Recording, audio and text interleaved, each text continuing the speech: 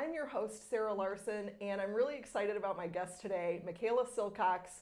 Mikaela, will you tell us a little bit about yourself? Yes, I would love to. But first, Sarah, I just want to thank you so much for bringing me on your podcast. I have gotten so much from listening to the stories and the connections you forged with other entrepreneurs. It's really created a community that I have learned so much and actually normalized some of the problems and issues with being an entrepreneur, realizing it's not just me. Yes, that is really why I wanted to start this podcast and why it kind of went in the direction that it did, because I just know that when you're an entrepreneur, it can be really lonely, especially when you're first starting out and you think that you're the only one going through those things. And so I'm really excited to hear that, because that means that it's working. Yes, it's working. Thank you. Like, you have created a community for me to kind of share my experience and almost, I don't want to say give myself a break, but realize that this is a hard journey and it is so worth it in the end. But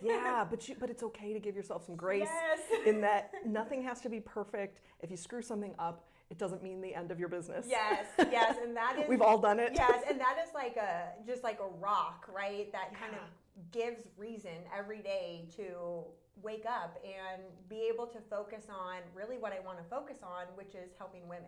Well, thank you for sharing that. I appreciate it. So what you help women. Yes. So what is it that you're doing now? Yes. So I'm a health, wellness, and mindset coach, and I specialize in helping women banish feelings of self-doubt to live a more fulfilling life. And yes, I am incredibly passionate about it. And what I work on with women is really motivating them to connect with their strengths. And what I found is that we all have this vision, right, of what we want our life to be, what we want to do, how we want to feel, potentially is the most important. But we struggle to actually make it a reality. And so many conversations with women, what I've noticed is, so there's two questions that I like to ask when I'm talking to women. The first is, what is holding you back from achieving this reality that is in your head, but you can't quite bring it to life? And one of the things that I found is there's three answers that come up with 98% of women: time, money, we can all relate to. Yeah. But the big one is the third one, and is really just, well, myself. Like, I have an idea of what I need, I just don't know how to give it to myself. And yes, and so by really understanding kind of the journey that we as women go through, especially balancing careers, balancing family, balancing ideals that other people place on us, like, we can oftentimes get lost on what we should be doing and what we want to be doing. And more importantly, having the goals be not necessarily achieving a tangible milestone, but how we want to feel when we reach that goal. Because so often, and I can speak personally from my own journey, like, I've achieved goals so many times, but it always felt a little lackluster because I didn't feel the way I thought I would feel. Yeah. Oh, I love that. All right. Well, we're gonna find out how you got to that point and why that is so. Why your journey there is helping you with this new endeavor. Why don't you tell us where you grew up and what was your childhood like? Yeah, certainly. So I grew up, I was born in Northern California. We were there for about 2 years, and then we moved to Texas. We were there for 6, then back to California, then to Louisiana, then back to California. No, we're not military. I was going to ask that, I'm an oil baby. Wow, I didn't realize that California was so much oil. Yes, yeah. Actually, so my dad worked for Chevron, and actually he's a great inspiration. He retired from Chevron with over 40 years. Wow. The same company. He had actually started as a mail boy, believe it or not, and we do have some family history with Chevron. My dad's uncle actually helped when this was way before any of our times, but they used to be Standard Oil, then they kind of went into others. Regardless, so my uncle had a leadership position as, you know, we kind of broke up that monopoly. And so he started working there, and it took us, he worked several places in the Bay Area, Texas, back, and, you know, I think people understand Louisiana and Texas a little bit more. Right. But he actually, end of, well, not the end, but one of the when we moved back there, there's a big distribution plant. And they actually, once I went to college, my parents actually did 2 years in China as well. Oh, wow. So, yeah, so oil, it's a big moving industry, just like the military. You no kidding.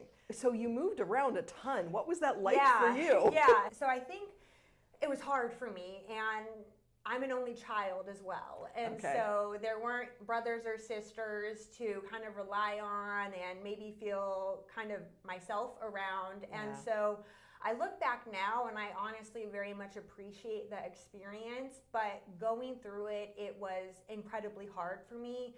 I was always a bit more of an introvert, and I kind of would be probably lean more towards like a depressive mood than kind of overly enthusiastic, which balancing those two, because I definitely have the capacity to be both, was, something I've worked on, but it was always just felt harder for me. And I was a great student.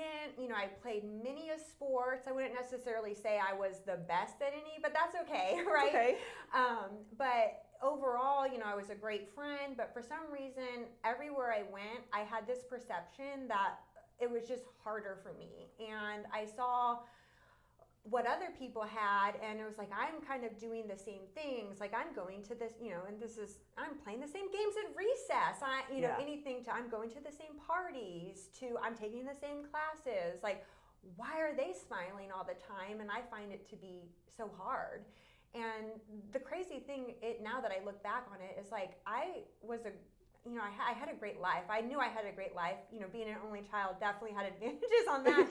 That regards. I had normal difficulties with, kind of my mother at certain times and things like that.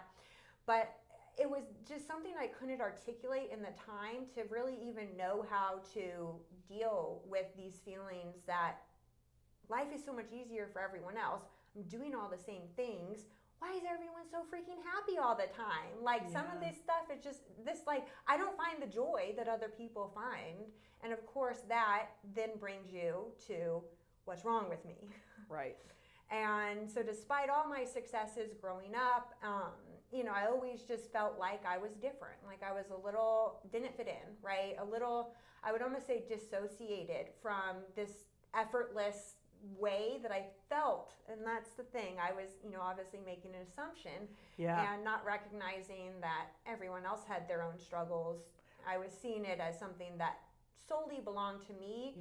And in a way it became isolating versus what, engaging and sharing in the experiences of growing up. I'm skipping ahead a little bit here, but I know you have a daughter. Yes. So how does that, in today's world, do you think we're any closer to, do the kids know these days that everybody has their struggles? Great question.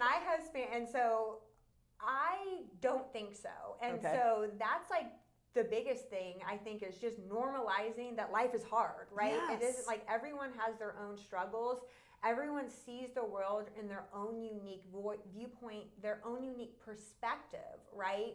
And especially when you're younger, and so let's face it, when you're younger, the world, like, you are the center of the world and everything revolves around you. Right. You learn those lessons later in life, but that also means that kind of the struggles are you.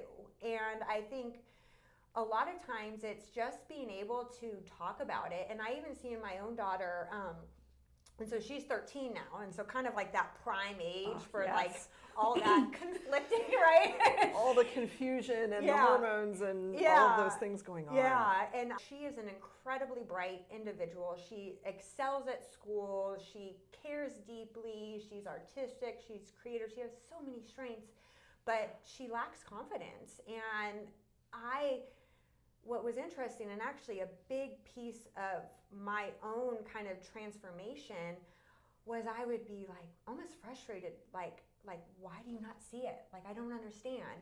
And what I finally learned is usually things that, I don't want to say like bother as if she annoyed me about it, but things that kind of cause us to think, or bother, right, us about other people. Usually it's it's something that bothers us about ourselves. Yes. And I don't honestly think there's any better way to learn that than having children. Like, I mean, there's times I look at her and I'm like, oh, I can be annoying. I love her to death, of course. Yes, so. of course.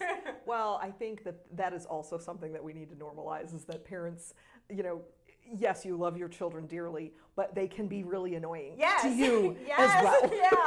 Yeah. And I mean, just the kind of having the strength to then take that and say, like, well, why is this annoying me? But almost kind of reflect back inwardly. Yeah. Because that's the biggest thing. And, I would consider myself, and I say this lovingly, but a bit of a control freak, right? A perfectionist. Yeah. And for as much as I thought I had control of everything around me, like I had no control. Like my life was controlling me. And I had this view or this idea that I was kind of the victim of my own life circumstances versus being proud of the decisions I'd made, or like owning the responsibility of the decisions I made, but recognizing that the strengths, right? That it's regardless of how difficult times were, like I always saw my way through. And I think that is a big piece. And so I had mentioned a few, talking to women, another thing that I have noticed, and this was a big piece of myself as well, but another question I love to ask women, and I mean, I've talked to hundreds of women, right? And one of the questions is, what are your strengths? What are unique talents, skills? Like, what are the resources you have, you possess, that are yours, that see you through? And 90% of women literally can't think of anything. And that actually, to be quite honest, was one of my biggest motivators, because we all have gifts. We all have strengths. We all have things that we're naturally inclined to do that fire us up. But when we don't take the moment to kind of recognize, identify, and embrace those, it's no wonder so many of us feel lost and like we're wandering with no point. Yeah. That's so true. And it boils down to, we don't recognize our strengths. I think part of it, from what I have seen and what I have, I've talked to a number of people for the podcast, but just in life in general, it seems like we have been conditioned to be a certain type of person, everyone. Yes. And it's why we don't really see that other people are struggling like we are, because we think, oh, they're doing it, they're getting it right, they're the person that we're supposed to be. But I think that sort of conditions us to not recognize that we are individuals. Exactly. And it's also hard. One of the things that I have focused on is wins. Is really being able to name your wins. And sometimes wins come from reframing something that wasn't very pleasant. Yes. And so being able to recognize that is very similar to the not being able to recognize your strengths as not being able to see that bad things that happen to you, rather than making you a victim, are things that you can reframe as lessons learned, and now I'm a stronger person. Exactly. Because if we really think about it, I mean, we're all still here, right? Like you've had struggles throughout your entire life. I've had struggles throughout my entire life. But look at us. We are beautiful. We're having a wonderful conversation. Despite those struggles, it's like we're here. We're thriving. Like we have ambition, we have drive, and we're motivated to make a difference in this world. Yeah. And I still will look back sometimes at my life and I see it as a series of struggles. Sometimes I look at my life and I see it as a series of victories, right? And it's like, why? It's the same life. It's almost like the same movie. I'm looking at it, but how many times have you been in a movie theater? You're crying. The person sitting next to you is completely unaffected. It's the exact same thing. It's just the lens that we're viewing our, kind of our own movie in that dictates that current reality and our ability to acknowledge either the strengths or only see the failures. Yeah. How then, so this is how you felt growing up. How did the moves, all those multiple moves, add to that? Or do you think they helped create that feeling, or was it just another piece? Yeah, I mean, that's a great question. And I think for me, like, I never necessarily, like, especially, so the moves kind of happened, like, obviously the one where I was like less than 2, like, kind of whatever. But it was like after 2nd grade, after 6th grade, in the middle of 8th grade. And so there was like a lot of these kind of pivotal times. I honestly think one of the biggest things, I never kind of established who I was as a person. And because I was always looking at how easy I thought everyone else, it was for everything, right? And for me, I spent too much time trying to, I don't want to say emulate, like I'm definitely a very strong-willed and I'm not afraid to go against the current in any regard, but I spent too much time defining like what I should be doing, how I should be feeling based off how I perceived others to, which of course we all know what happens when you make an assumption, right? So it's like there was all these different kind of visions that I had that, to be honest, I was making up about how I thought other people were or anything. But then moving kind of gave it a pass, right? Well, I am new, or these people have known each other since they were in kindergarten, or things like that. So there was excuses I made to kind of be able to perpetuate, and it was almost like I feel like I went through a lot of my childhood a little dissociated. Like I don't necessarily look back on any particular time. Like people sometimes very fondly like recall their high school experiences. Yeah. I had a good time in high school. Like I actually graduated. I was like 6th in like out of 600 people. I was incredibly smart. Yeah. Like I was on the tennis team. I was involved in church. There were so many things, but I don't even look back now, even as aware as I am, and I'm not like I don't have those like Friday Night Light stories where I'm just like oh my gosh, like it was the best time of my life. Like like it was a time, and I'm grateful for it. But now the biggest difference is I don't think there's anything wrong. Like I accepted my experience. And I can also tell you, so when I went to college, I think a lot of kind of how I acted like in high school and college, my parents were, my mother was very strict, and a lot of it I almost chose to rebel versus like focus on what I cared about, right? And so a lot of the decisions I made were just like, oh, would she hate this? Yes, let me do it. And I will tell you, so then we mentioned that I had a daughter, and so I actually, I had my daughter in college. And so if you can consider someone that up into college had already thought life was harder for her, like, let me tell you, like let's have a baby in the midst of this. And so I got pregnant. It was either the end of my sophomore or early junior year. I had actually just turned 21, and so I had my daughter. I had just turned 22 when I had, and like most kind of these stories, like shocker, like we didn't make it. Her dad and I, and it changed the course of my life for the better. But when you take a young person that didn't feel like she knew who she was, now basically have her responsible and single-handedly, unfortunately, my daughter has really completely been abandoned by her father, and I mean, working through it, right? But it was very much just me, like beyond a doubt. Like he was actually overseas for like between when she was 2 to 4. At the same time my parents were in China, and so I'm a 23, 24-year-old alone with the baby with no resources. I'm trying to start my young professional career. I don't know who I am.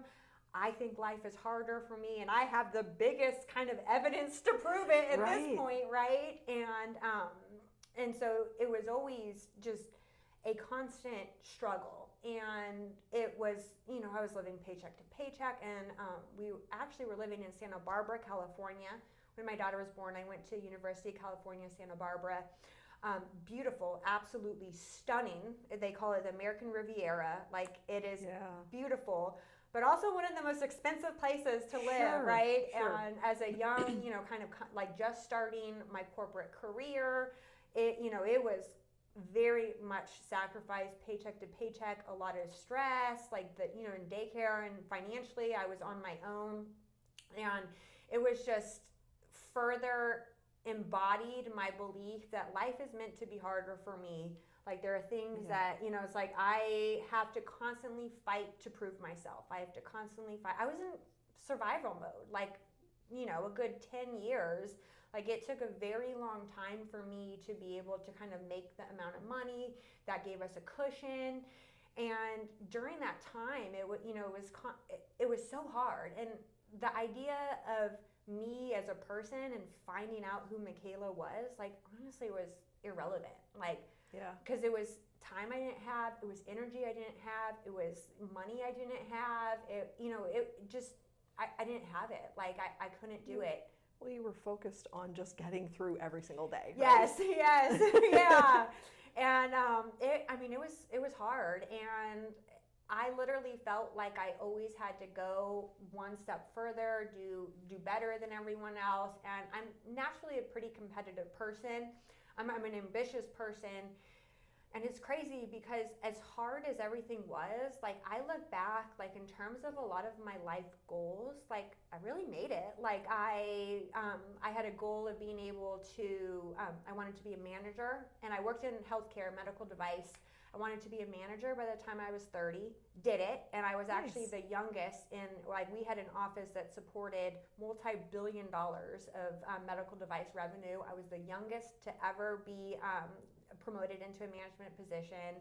I saved 15 years to buy a house, and this was in Orange County. So again, very expensive. Yeah. Like I did it. It was a complete fixer-upper, but I did it. Like I was able to. It was a renovation project with my dad and I. It's like I did it. Like I did it. My daughter, despite her challenges with kind of reconciling whether she's good enough because of abandonment issues, like we loved each other, and we do. Like that didn't end. Yeah, we still love each other. Yeah. But despite all of this, like we had a really great life. But I think that was like, I would say probably one of my bigger moments as well, because when I reflect back on this, it's like I was checking every box. I was ticking. I did it. I made it. I did it. Life was hard. Like, but I did it. Yeah. But I didn't feel accomplished. Right. Like I didn't feel like it still felt harder for me. It still felt like despite everything I've accomplished, I look around me, I have people that maybe haven't accomplished as much, have accomplished as much, have accomplished more, but they are happy and I am not. Like, why? Yeah. So what was the ultimate disruption? Yes, okay. There's so many, but what was the ultimate disruption that really changed the trajectory of your mindset and your future? Yes, and okay, so this is actually, looking back now, it fills me with pride for multiple reasons. But before I get into like how proud I am, I'll take a step back. And so at one point after COVID, I made the decision to relocate. Southern California, Orange County was very expensive, and the world had basically gone remote, right? I rarely went into the office. Our team was kind of spread out, etc. And so I went in to ask if I could work remote, was told yes, got everything scheduled for the move, and then a reorg happened. It was put under someone else, and then he decided that I couldn't work remote, and I lost my job right as I was getting ready to move. Oh my gosh. And so my identity was tied to that job. My self-worth was tied to that. My everything was tied to that job. I was a professional, I was a corporate professional, and I was a mother. I wasn't Mikaela, right? That. So that was such a big part of me. And it was a very unfair situation, and because of kind of the unfairness actually that was recognized across the company, they gave me another job, which I'm grateful for, but it wasn't really a job I wanted. and it, it's like, well, thanks for kind of humiliating me and making me feel like everything I've done over the last 15 years wasn't enough. Thanks, right? Yeah. And so we made the move out here. Obviously, that was hard, selling my place and everything. And this was like kind of gearing up for that move. Like, am I making the right decision? Is this the right thing? Like, I had felt so confident about it. Like, nothing could go wrong. And then it's literally like every single thing went wrong, right? Yeah. Because why? Life is just harder for me. But then in terms of that transformation, like, it was my daughter. And so she at one point was like, Mommy, like, why are you so devastated? Like, why are you mourning this? You haven't been happy for years. And I was like, whoa. Yeah, wow. And this was a sixth She's grader. how old? I know, Sixth grade. sixth grade at the time. And it's like I needed someone else to just, like, why are you mourning this identity that you've just not been lit up about for so long? And then all of a sudden, like, I saw the consequences of my mindset in my daughter. And then I realized, like, oh my gosh, it's like I want her to know more than anything that she deserves, like, to make choices, to be happy, to get everything she deserves, to work hard. And here I am. It's like, despite having this success, like, I wasn't happy. Like, I was creating an example that you can only be successful if you let others dictate your path, or if you, if you kind of succumb. Like, happiness and success don't necessarily mean the same thing. Yeah. And honestly, like, it was just that question. And what I realized in that moment, it's my operating system, right? Life is meant to be harder for me. I wasn't good enough. I constantly have to fight to prove my worth. I constantly have to live up to others' expectation. I constantly have to meet the ideals of others. But at some point, like, I had made it, and I was still operating as that, the young child, the young single mom that had to struggle to survive. Like, my life didn't need to be a struggle. And obviously that's easier said than done. But having the freedom to realize that I can create my own reality. Like, my life doesn't have to control me. I can create what I want from conscious choice, from conscious decision, from my own, like, strengths and what I want to do. I don't need to meet anyone else's expectations except my own. And that was really my transformative moment that caused me to really look back, and I'm like, but what is it that I want? Yeah. And, it's like I spent my entire life chasing after, kind of what I thought I should do, but feeling like I didn't have choice, right? It's like having to have money come in, struggling as a young single parent. Like, I don't want to completely say, it's like I did have some choice and some of my own kind of freedom to make risk, fail. Some of that just wasn't necessarily there for me in the way, right, that other young adults can experience it. Because if I failed, like, it affected a lot more than yes. you. Mm-hmm. Yeah. And that so makes sense. and so then kind of answering why I'm so proud of it, it's because it was my daughter, right? It was like what I tried to inspire her to do. And then, it's like at some point I was like, wow, like she is so amazing. She gets it. She gets it. Yeah. And it's like, and for as much as I'm trying to tell her, she's now recognizing that if I'm not going to believe in myself, right, how am I ever going to, like, live this life that I desire to live? And that was a moment that then I was like, I am good. Like, if my sixth grade daughter can have such a profound impact from one single question, like, I've done a lot of things right. Like, I'm pretty kick-ass. Oh, I'm sorry. Can I say that? Yes, of course. Yeah. Oh my gosh. Of course. That's amazing that you raised this daughter to understand the importance and recognize that you weren't living that. Exactly. Yeah. And so talk about a mirror, right? Yeah. And so that was really where I took a step back, and when I say I wasn't happy, there were moments where I was engaged, or I'm very passionate. Like, I'm a very passionate person in general. Yeah. And so, it wasn't like I lived, it's not like I had, up until this revelation, I was just some unhappy, individual. I had moments of just passion. I had moments of inspiration. And so that's really kind of what I did. I took a step back. I'm like, what was it about those projects? What was going on? Like, what was it about those moments where I was just lit up and inspired? And, when I'm inspired, I will be up at 5, I will work 14 hours. Like, maybe that's not the best thing, but, when I'm engaged, I'm engaged. Yeah. And that was really where I took a step back, and I'm like, I have so many things that I'm good at. Like, it's just about taking a moment and recognizing them. Yeah. Mm-hmm. And figuring out what you can do with them. Yes. That will light you up. Yes. Yes. I completely understand that.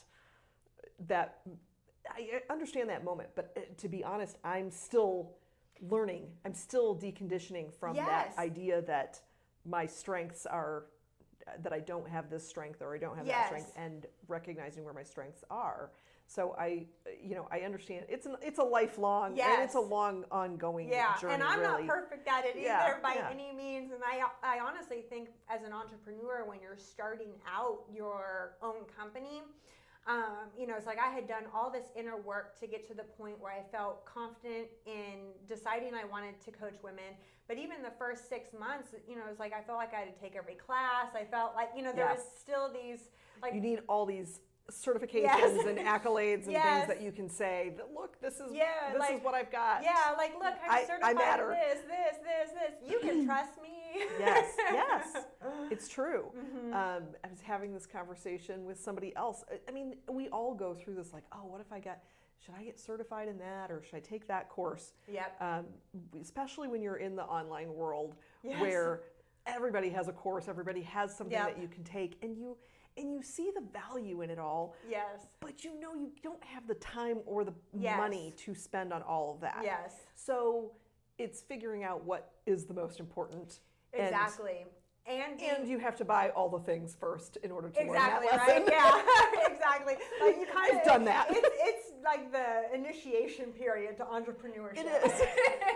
Yeah. And so that's actually another thing too. So my top 3 strengths. So if you're okay, I'll share them with you. So I have a list of strengths, and I love taking that perspective of kind of anchoring in on what I'm good at. I will be honest, sometimes I just feel like I'm being too boastful, I'm being too full of myself, like it's like I'm doing something wrong. Other times I can engage fully in the activity. But really, when I look back throughout my life, so where I really kind of draw my energy from is I am one of perhaps the most passionate people ever. Like, when I am kicked off and lit up about something, like, it is my world, it is my destination, it is my everything, is my motivation, my inspiration, and I want nothing more than, everyone to know. Yeah.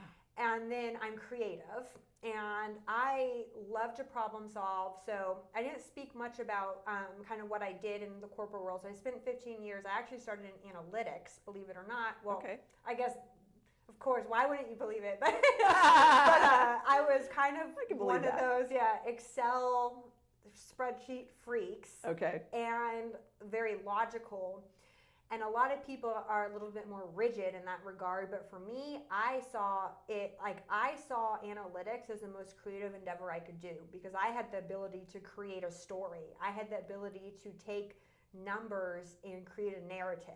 And so that really was kind of my intro into, because I honestly went into analytics thinking that, like, okay, it's kind of like whatever, like cut and dry, like, black and white, whatever. But it's the influence that you can gain. It's the kind of the passion to explore. And I would actually, believe it or not, spend more time doing analytics that I never used to support the one thing that I was going to, kind of like create as the narrative, the story, gather influence and make strategy. And obviously, I think I mentioned I bought a fixer-upper. Like, that was just, like, beautiful for me. Like, it was hard, but I was so passionate. I was so on fire with it. I got to pick all my colors. And I mean, even looking back, I love working with my hands.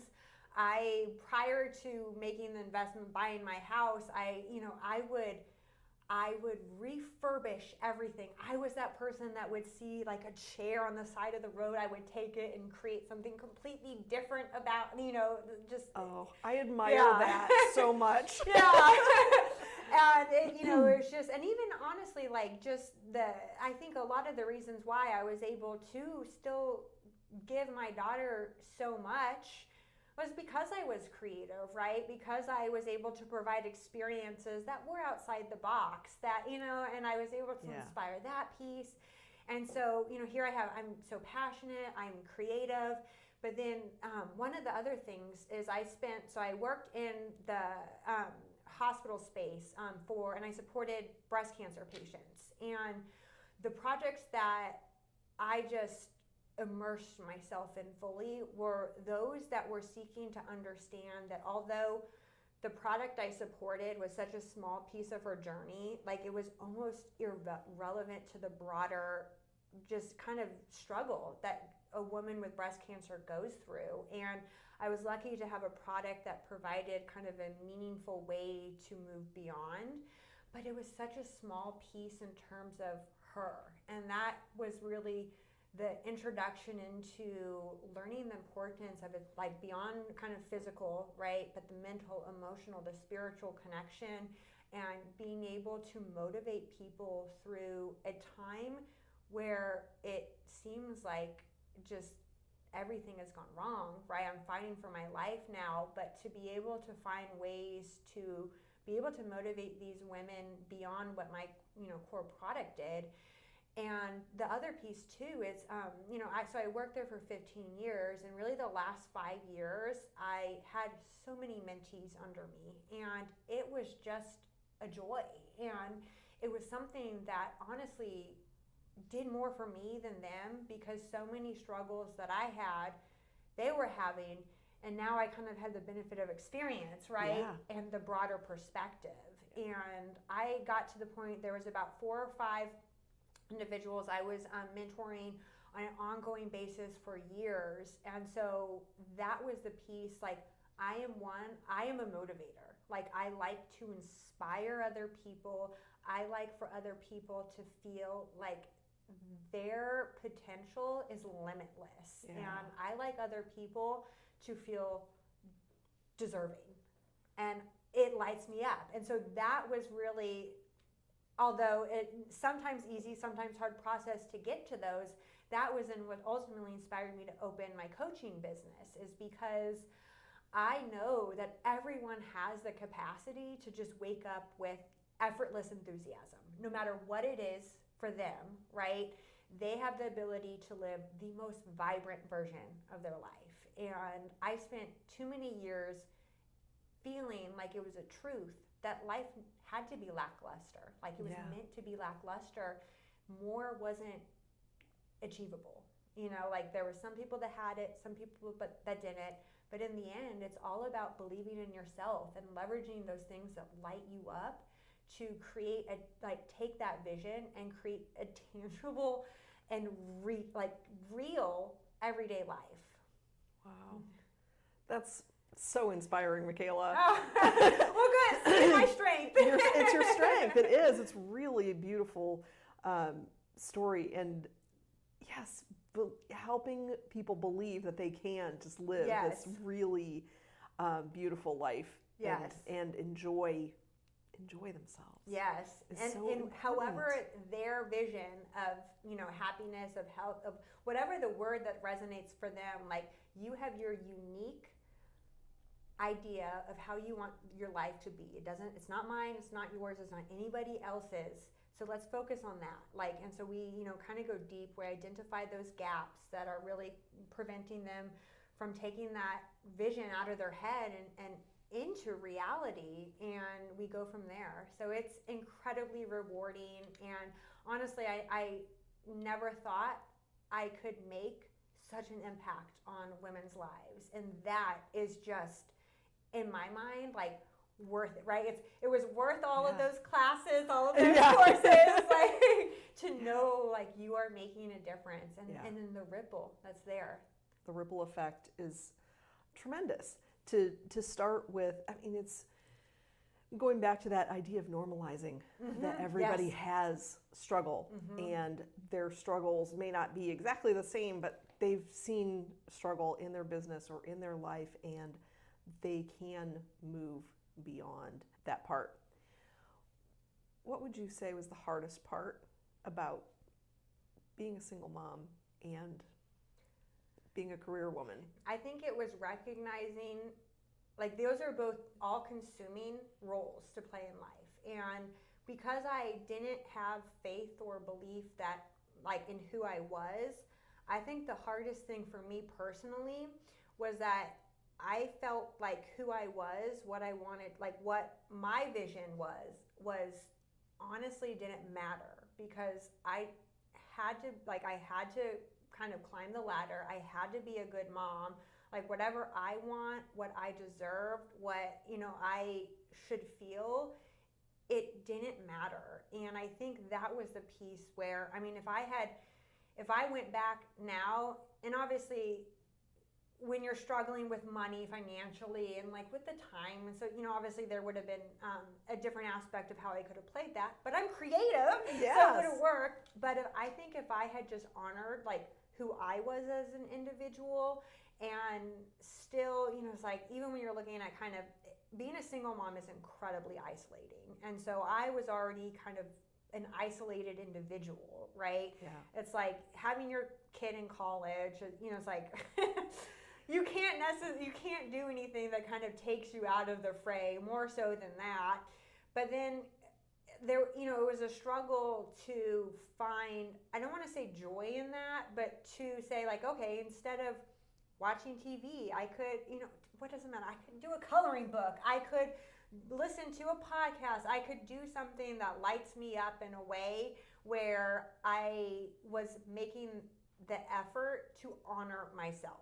And I think once you get so just encapsulated in an identity, whether it's professional, whether it's an entrepreneur, parent, combination of them all, it's very hard to still honor that kind of the larger picture, because those are all an aspect of you, but you can't pour from an empty cup. And that was the thing that I think was the hardest piece. And obviously being 22, right, it's like those are lessons that I think other journeys still don't learn until like more of like their mid-adult life. And so, just feeling like I didn't have a choice, I didn't have an option, I think was very difficult.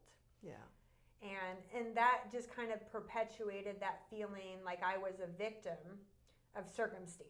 Like everything I do isn't because of an intentional action. It's because I have to survive, right? And looking back, it's it's like I'm so proud of what I was able to do, and I'm proud that despite it all, right, despite tremendous struggles, like my daughter is amazing.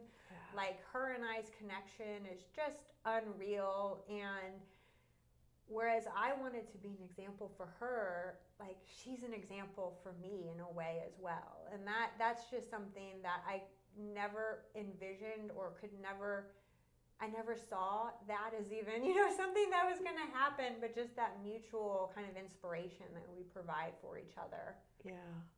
Well, that was something that I wanted to ask is, something that has been a through line in all of the conversations that I've had is that in order to get through a disruption, an identity crisis, and make those changes, that we really need a connection to somebody else. And it sounds like she's really been that connection for you, which is awesome. Yeah, and I will say, like, because I mean, it's just been her and I, and so there's things that I, now that she's 13 and kind of trying to inspire her independence, there's things I look back and I'm like, did I make her too dependent on me because I had no one else? Like there's things that there's other things exactly that I can think about. But the difference between me thinking about that now versus if I were to be when I was going through kind of in that life sucks, I can never be happy stage, it's now it's like, yeah, there's always different change, like there's always different things that could happen, but that doesn't matter because we are perfect as we are now, and everything has happened for a reason, and we have, we've grown together, we have, Yeah. Now, when she asked you that momentous question, yes. Did you end up going through any kind of counseling? Did you do this sort of mindset work all on your own, taking other courses? Tell me about that process. Okay, so for one, I've had therapy in the past, so I have struggled from depression very many times throughout my life. And so I'm a believer in therapy. I actually my daughter goes to therapy to deal with kind of her issues with her dad and the impact on confidence. And that in and of itself, I think is a strength that I can take kind of credit for.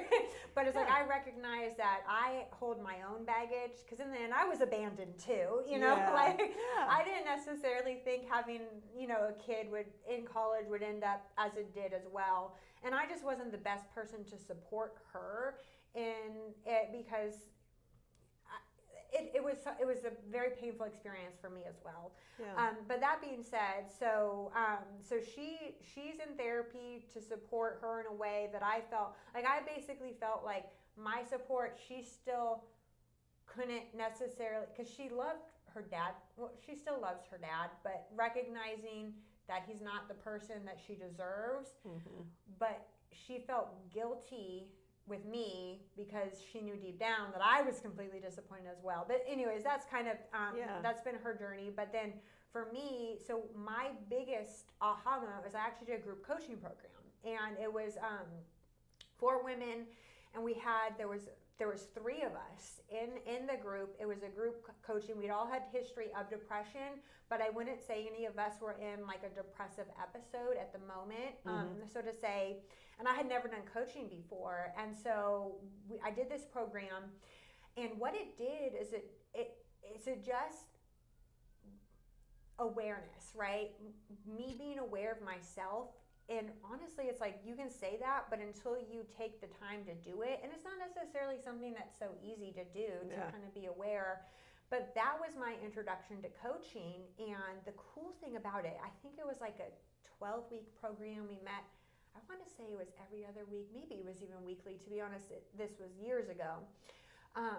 But then the 3 of us, we actually continued to meet after the group session, and we got women's journaling books, things such as that, and we did these journals and stuff on our own, and then we'd discuss it, because we found so much value in having that safe space. And the idea of a safe space was kind of unheard of to me. I'm I'm an emotional person, but anything that's kind of a vulnerability of myself, it's like sealed door. Right. Like you have to really, you have to I have to really love you, to kind of open up. And a lot of it was because, it's like I saw vulnerabilities as failures, right? Yeah. But having that safe space with those women, and we were all in different stages of our life as well.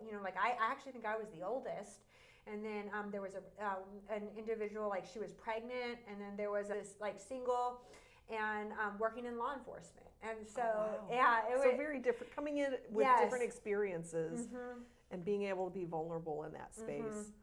Wow, that's really amazing. Yeah, and I mean it taught me the importance of, it's like I have to look inward before I can look outward. And until I'm confident with who I am, until I'm aware of when I'm feeling certain ways, and this is actually a big thing I work on with my daughter as well. And so, she's so wonderful in so many regards, but everything makes her nervous, right? But it's like nervousness and excitement feel the same way in our body, right? Yeah. It's like the, kind of the butterflies in the stomach, maybe the quickened breath rate, the heart rate. For the physical symptoms, so to say, the physical manifestation of nervousness and excitement, it's kind of like the same. And so for her, she's always nervous. I'm like, but are you really nervous? or are you excited? And she's like, well, how am I supposed to know? And I'm like, well, are you looking forward to this? Well, yeah. So it's okay to be nervous, but you can also be excited too. Well, yeah, I guess you're right, but I'm still nervous. But there's room for both. Right. And being able to just have an awareness that the feeling that you feel and acknowledge most often is always going to be what you feel first. And so if you're constantly feeling like you're not good enough, if you're constantly feeling like you're nervous, if you're constantly feeling anxious, yes, there are incredible reasons, and that's completely valid, but also it crowds out room for more positive interpretations. And that was I think from coaching, what I learned is that I create my reality. I can feel down, I can feel discouraged, but I can also feel like it's not an or, it's an and. Oh, that's really great. Yeah. Well, I'm sure that the women that you are working with really appreciate where you're coming from and the value that you have to share in your experience. I love that so much. Thank you. Yeah. Well, we didn't actually mention this before, but your business is called Ready Now Mindset. Yes, Ready Now Mindset. And so where can people find you on the internet? So I have a website, www.readynowmindset.com. I'm on most of the social channels. And then I also, just given the importance of identifying and embracing strengths, I have a free resource for anyone that really wants to kind of dig into this process of being able to identify and recognize and believe in their own strengths. And they can find that at www.readynowmindset.com/strengths. Awesome. And I will put all of that in the show notes so that you. people have easy access. I love the strength activity, because I think that is a great one for people to begin if they aren't really sure how to start with maybe working on that mindset change. Anything, honestly. Yeah. Well, thank you so much for being here today. I love the conversation. Yeah, thank you. I've had so much fun.